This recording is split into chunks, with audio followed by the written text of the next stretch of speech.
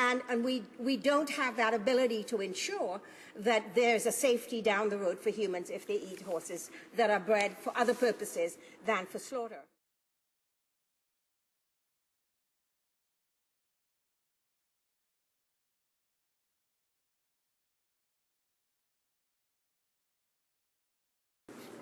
It's indeed a pleasure to speak to my bill C-571 today. I will begin by recognizing and thanking all those Canadians who have written letters, signed petitions, and shared information about the horse slaughter industry with me. Mr. Speaker, Bill 571 seeks to recognize that horses are ordinarily kept as domestic animals for recreational and sporting purposes, not to produce meat for human consumption, and may contain substances that are prohibited in food animals. The bill would prohibit horses from being conveyed to slaughter and horse meat from being sold for human consumption. The only exception to the prohibition would be for horses that are raised primarily for the food chain and are accompanied by a complete lifetime record in chronological order of all medical treatments ever administered. To understand why such a distinction needs to be made, it is necessary to examine the nature of the equine industry. The medications that are administered to horses, the purposes for which these medications are commonly used, the implications that are posed to human health from ingesting equine drugs that may be present in horse meat, and the adequacy of the regulations which currently govern the Canadian horse slaughter industry. Mr. Speaker, the question that needs to be answered is, without the enactment of C-571, is it possible to guarantee a safe horse meat product if it is produced from horses that were not raised or regulated within an agricultural industry and were never intended to enter the human food chain until the day of being purchased by a kill buyer under contract to a Canadian horse processor? Last year, 71,961 horses were slaughtered in Canada. Some 85% of the meat derived from these horses was exported to the EU, and the remaining 15% sold domestically. Over half of these horses were imported from the US, a country, I will note, is not permitted to export horse meat to the EU, and where a 2007 ban on horse slaughter remains in place today. It bears keeping in mind that out of a population of some 10 million Canadian and U.S. horses, little more than 1% is slaughtered to produce meat, meaning nearly 99% are not. Whether bred for show, racing, jumping, breeding, pleasure, rodeo, dressage, companionship, or as pet, or for work, horses enter the slaughter supply chain to Canada for processing from a multitude of owners in a myriad of directions. Throughout their lives, a wide variety of medications are administered to keep horses healthy and able to perform in their racing or sporting career, and any other capacity required by their owners. Warning, do not use in horses intended for human consumption, reads the label that is found on an extensive array of common horse drugs and includes, among others, wormers, vaccines, painkillers, tranquilizers, bronchodilators, anabolic steroids, ulcer medications, diuretics, antibiotics, and fertility drugs. You will find most of these drugs listed in Chapter 17, Annex E.5 of Canada's Meat Hygiene Manual of Procedures, under the heading List of Veterinary Drugs Not Permitted for Use in Equine Slaughter for Food. When something is not permitted, any administration of these drugs renders their meat unfit for and unapproved whether or not it can be detected in tests. In his detailed letter of notice to EU Commissioner Tony Borg, Bruce Wagman of the legal firm Schiff Harden, representing Front Range Equine Rescue and the U.S. Humane Society, includes as Exhibit 1 a list of 115 banned and dangerous substances commonly administered to U.S. horses that are slaughtered for horse meat exports to the EU, in contravention of numerous food safety and transparency laws. Also included in Mr. Wagman's letter are 13 signed declarations representing the sworn testimonies of a broad spectrum of American veterinarians, breeders, trainers, and owners attesting to the administration of these drugs to horses they have raised and or cared for. In one example, Dr. Holly Kallela, a veterinarian who attends to more than 1,200 horses annually in her practice, testifies that a majority of the substances on Exhibit 1 is regularly and routinely administered to the horses she works with. In her article for Newsweek, What's in Your Horse Burger? Chemicals that Pose Serious Health Risk, Vicky Akoff writes, horses, and particularly race horses, are walking pharmacies. Dr. Nicholas Dodman, one of the authors of the study entitled Association of Phenylbutazone Usage with Horses Bought for Slaughter, a Public Health Risk, that was published in the scientific journal Food and Chemical Toxicology, has stated in interviews that, and I quote, eating them, that is horses, is about as healthful as eating food contaminated with DDT. Dodman's study has clearly shown that mechanisms to ensure the removal from the food chain of horses treated with the drug phenylbutazone, or bute as it is commonly called, are inadequate at best. By matching the registered name to the racetrack drug record over a 5-year period, the Dodman study revealed that 18 thoroughbred racehorses sent for slaughter had been given bute on race day, a drug which is banned for use in any animal intended for human consumption because it causes serious and lethal idiosyncratic adverse effects in humans. Mr. Speaker, Mindy Lovell, a Canadian, has owned horses for over 35 years. She has competed extensively and trained professionally for many years. Currently, she operates a boarding stable in conjunction with a thoroughbred aftercare program. In her experience, the one thing she notes that all horses have in common is the way in which they are cared for with respect to veterinary care and medications. As she writes in her letter to me, one can simply walk into any boarding, training, schooling facility and open the medicine cabinet to clearly see the array of drugs and medications easily available and commonly used on horses. The majority of these are clearly labeled, not to be used on horses intended for human consumption. In testimony before a 2012 congressional committee that was struck on the heels of New York Times expose on the use of drugs in the racing industry and its relationship to an increased number of horse breakdowns leading to jockey deaths on American racetracks, Arthur B. Hancock III, a fourth-generation horse breeder, declares, today, only 5% of all horses are bleeders, and yet almost 100% receive Lasix on race day. There is only one reason for this. Lasix is a powerful diuretic that allows a racehorse to shed 20 to 30 pounds at race time, thus making it a performance-enhancing drug. Further down in his testimony, he states, in addition to Lasix, nearly 100% of all racehorses run with butazolidine, ketofen, or banamine, along with other therapeutic drugs in their systems. At the same congressional hearing, Catherine Papp, a veterinary practitioner at Penn National Racecourse in Grantville, Pennsylvania, states, the overuse and abuse of medication is rampant at our thoroughbred racetracks and training centers. That abuse is not limited to just performance-enhancing drugs. It encompasses all substances that our trainers think may improve their horse's performance, from valid treatments to hokey and possible dangerous therapies. Medications that are currently being overused at our racetracks include, but are not limited to, antibiotics, corticosteroids, NSAIDs, hormones and their analogs, calmative agents, hypersensitivity agents, and respiratory aids, amongst others. These substances are not just being used inappropriately around race time. More commonly, they are employed during training and at time leading up to races. I cannot tell you how many barns I know that train every one of their horses on phenylbutazone every day, whether they need it or not. And bute alone has many adverse effects to consider, ranging from GI issues to renal issues. End of quote.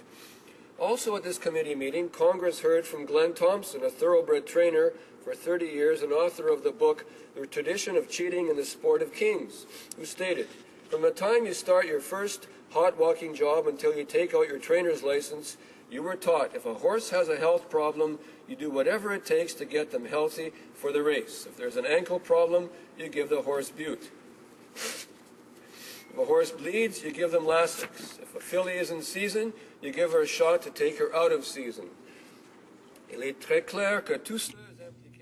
is very clear that everyone involved in the horse slaughter industry, including Canadian, American, and European regulatory organizations, know full well that it is impossible for them to guarantee the safety of horse meat. In fact, since the United States has no program to control the use of pharmaceutical products given to horses and has no intention of having one, they are not entitled to export horse meat directly to Europe.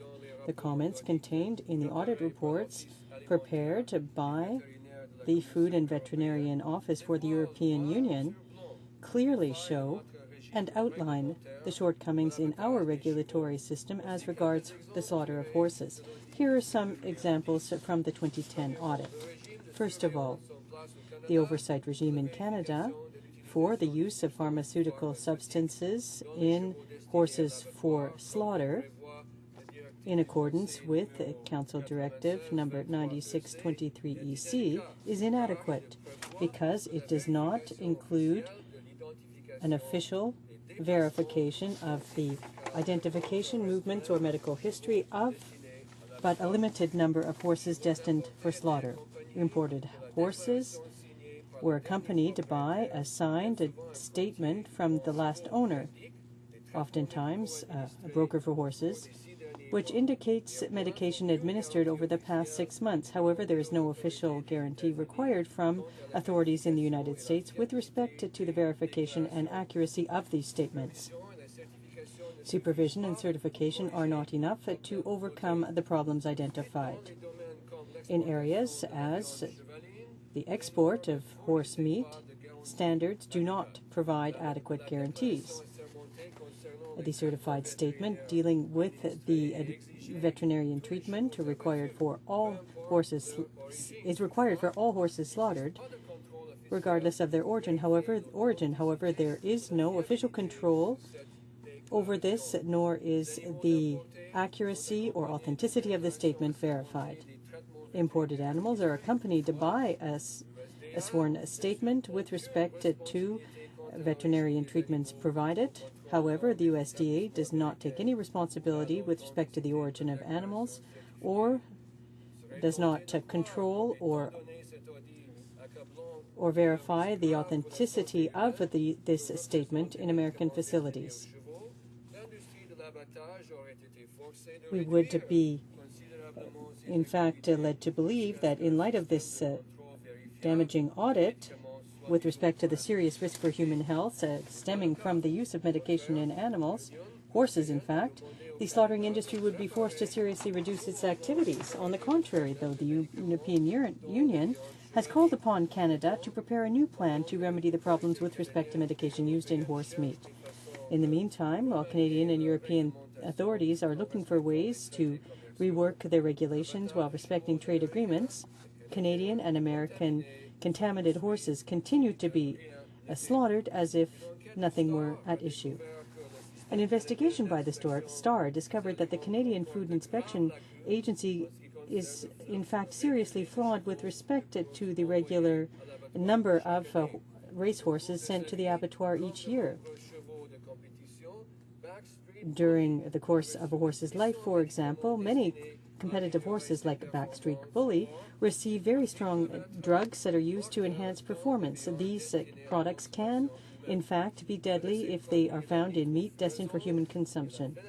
2 of these products, nitroflurazone and phenylbetazone, were administered to Backstreet Bully hundreds of times, dozens of times rather, but because of mediocre documentation and insufficient control by the Canadian Oversight Organization, it was authorized to process the meat from this horse and to sell it on the market in Quebec, Europe, and in some restaurants in Toronto. And I quote, "You cannot kill that horse," end of quote, stated Stacey Clark, who works at the Stronach Farm, to a representative from the slaughterhouse.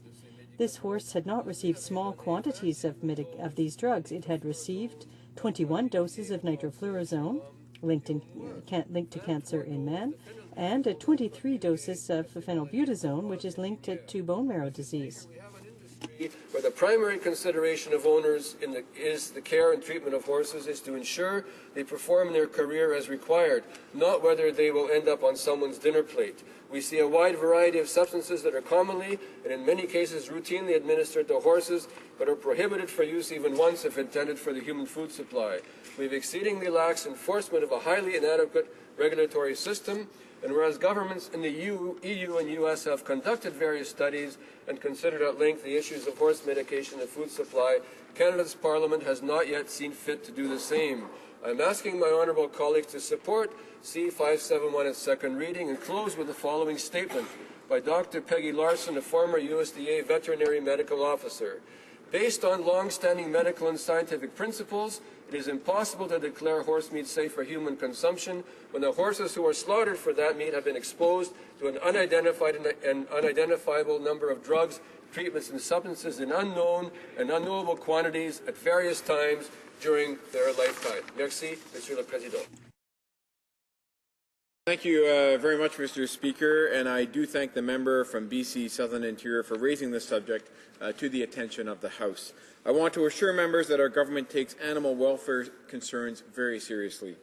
Horses, or equines, have played an important role in Canada's history, and I think we all agree that horses, and indeed all animals, need to be treated humanely. Where we disagree, Mr. Speaker, is whether the subject before us today is one of food safety. And while this bill is being presented as such, in fact, it is not. To remind the members, this bill proposes to amend the Meat Inspection Act and the Safe Food for Canadians Act. This would prohibit the import or export of equines for slaughter, along with equine meat products for human consumption, unless the equine was raised primarily for human consumption and unless a complete lifetime medical record was provided. I want to point out that it isn't just about restricting the movement of horses across the border. This bill includes preventing horses from moving from one province to another within Canada. This is not a food safety issue, and it is certainly not an import-export issue. So I appreciate the opportunity to present clear facts to this House. Monsieur le Président, Mr. Speaker, here are the facts. The slaughter of animals is a legitimate activity in Canada. Canadians can consume horse meat. The government is determined to make sure that animals are not treated with cruelty. Regarding my first point, the production of horse meat is a legitimate industry in Canada. I would give you some other information as well. Over 1 billion people around the world eat a million tons of horse meat every year. Even 400,000 tons are eaten in Europe.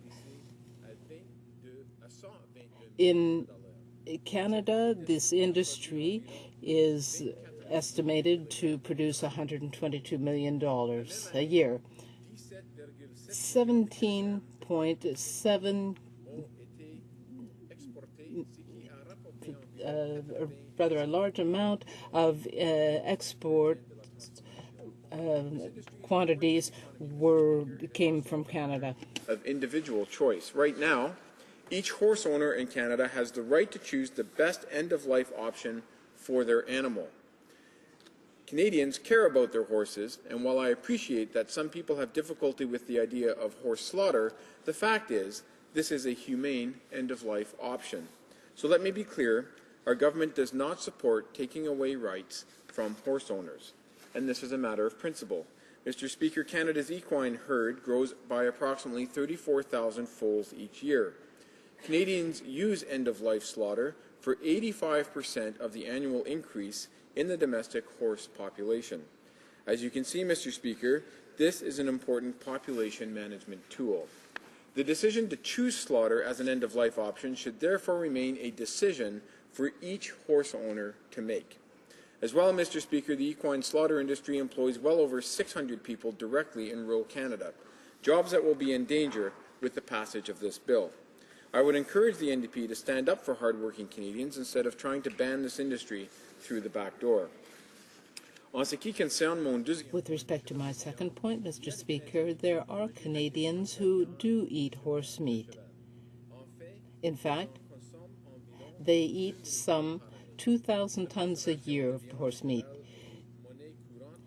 And this is a common practice in Canada, in all provinces. In Quebec, there is horse meat in the supermarket beside the beef, pork, and chicken. And therefore, it is not up to the federal government to say what Canadians can eat. But we do have a responsibility to make sure that food is safe for Canadians. And this is why strict regulations exist to guarantee food safety in Canada. The Canadian Food Inspection Agency does daily inspections in all food plants to make sure that the products are complying with the regulations. Such as phenylbutazone, also known as bute. Bute is an anti-inflammatory commonly used to treat lameness in horses. It is approved by Health Canada for this use as an anti-inflammatory, but it is not approved for use in food-producing animals. That includes equines destined for human consumption. For this reason, the CFIA regularly tests equine meat for veterinary drugs, including phenylbutazone. The overwhelming majority of tests reveal freedom from drug residues. In fact, compliance rates are very high, over 98%. And in addition to testing, other precautions are taken. Since July 2011, the CFIA has required that equines presented for slaughter be accompanied by a complete treatment history for the 6 months prior to slaughter. The European Union, our largest export market for equine products, accepts this as an appropriate assurance that non-permitted residues are not present. And Mr. Speaker, under Canada's Meat Hygiene Manual for Procedures, all equines presented for slaughter must be accompanied by an equine information document, or EID. The EID links the identity of the animal to its 6-month medical history. The 6-month period exceeds the recommended withdrawal period for a number of veterinary drugs, including bute. EIDs are just one part of a larger integrated system designed to prevent trace residues in all meat products. It's important to note that no case of human illness has been attributed to the consumption of horse meat or veterinary residues therein in North America or any of our trading partners. So as you can see, Mr. Speaker, Canada already has firm protocols in place to verify that meat products are safe to eat. To my third point, Mr. Speaker, our government is committed to verifying that all animals destined for slaughter are treated humanely. Here are facts about what we're doing. Agriculture and Agri-Food Canada's Slaughter Improvement Program has made up to $60 million available to improve federally regulated slaughter facilities. This includes specific investments aimed at improving animal welfare practices. We have committed up to $3.4 million for the development and updating of codes of practices for farmed animal care. And animal welfare assurance systems continue to be eligible for funding under Growing Forward 2. For example, up to $100,000 has been committed to the National Cattle Feeders Association to help develop and implement a national feedlot animal care assessment program. As I said earlier, we all agree that animals must be treated humanely. And that's why CFIA inspectors are present on site in all federally registered slaughter facilities each day to verify that animal welfare requirements are met. However, if something unfortunate should occur, the CFIA has the authority to investigate animal welfare concerns in instances of non-compliance. The CFIA also has the authority to respond to findings with a full suite of enforcement tools, including criminal prosecution. This is the reality right now. But I cannot speak to the consequences if the current end-of-life option was no longer available. According to Equine Canada, Bill C-571 will not enhance or add value to existing food safety legislation in Canada. It will not improve the humane welfare of horses in Canada, and it will cause serious implications for Canadian horse owners moving horses interprovincially within Canada. For all of these reasons, Mr. Speaker, our government opposes this bill. I think this bill tries to find a balance between the cultural consumption of horse meat by many people around the world, in Kazakhstan, in Quebec, in France, etc. People do consume horse meat. It's been a tradition. So I think we want to understand that cultural difference. We want to understand also that Canada has a $90 million horse meat industry, mostly for export, that brings in some money into certain people who are in that industry. There are only 5 areas across Canada, 2 in Quebec, 2 in Ontario, and 1 in British Columbia. And I think that we don't want to stop these people from having an industry. So this bill strikes to find a balance between the valid reason for exporting horse meat for slaughter to countries that eat horse meat, but it also understands that there's a difference between a horse and a cow. cows are raised primarily for slaughter. From the moment you start raising a cow for slaughter, or sheep for that matter, or any other animals that we raise, chickens, etc., there is a fair sense that you need to ensure that that animal has not had unsafe hormones, unsafe drugs in its blood. And so we know that horses that are raised currently for pets, for racing and for other things, tend to have a fairly large amount or fairly long history of having injections of some kind, either lots of corticosteroids for arthritis, for injuries, a fair amount of hormones in order to build the right kind of muscle. So we think that horses that are currently raised to do those things, to be pets, to be household friends, to draw certain carriages, etc., and horses for racing and for other equestrian purposes. These horses have a history of taking certain medications that if, at the end of their lives, you slaughter that horse for human consumption, that is in the meat. It's been in the meat for a long time, and it can pose a threat to human health. We know that, in fact, these are drugs that we don't ordinarily give to humans, and we don't give to other livestock that are raised for human consumption. And what this bill is saying is, if you wish to have a horse slaughter industry, then breed horses like you do cows, primarily for that purpose, so that they're raised with all of those checks and balances in place in terms of the way they're raised, the medications that's taken, the type of food that they eat, etc., so that they're safe. And I think that this is an important step for Canada to take. The United States eradicated its horse slaughter industry or its horse meat industry in 2007. And so now, in North America, the only two countries that actually use horses for slaughter is Mexico and Canada. And all we are saying, and all this bill is saying, rather, is that there needs to be this kind of balance so that we don't want to endanger human health. Now, there are some, again, we heard earlier on that there are some prohibitions in place, but at the end of a horse's life, when it is no longer useful for whatever reason it was bred other than slaughter, that still does not mean that the horse hasn't had over its years the kind of medications that it needs in order to make it perform as well as it needs to for the purposes for which it was raised. So you can't, after the fact, say, oh yes, we're going to check the meat, because the bottom line is that it isn't, and we don't have that ability to ensure that there's a safety down the road for humans if they eat horses that are bred for other purposes than for slaughter. And so what this bill would do really is it would prohibit most horses or equines today from being transported for slaughter for meat. But it will make an exception for horses that have been bred primarily for human consumption and accompanied by a complete lifetime medical history. So basically, we're saying that we want to put in the checks and balances. And for those who say, well, you know, this is all emotional, it isn't actually. I think there is fairly good evidence to show that horses who are not bred for slaughter carry a certain amount of medications that are actually used that can harm people.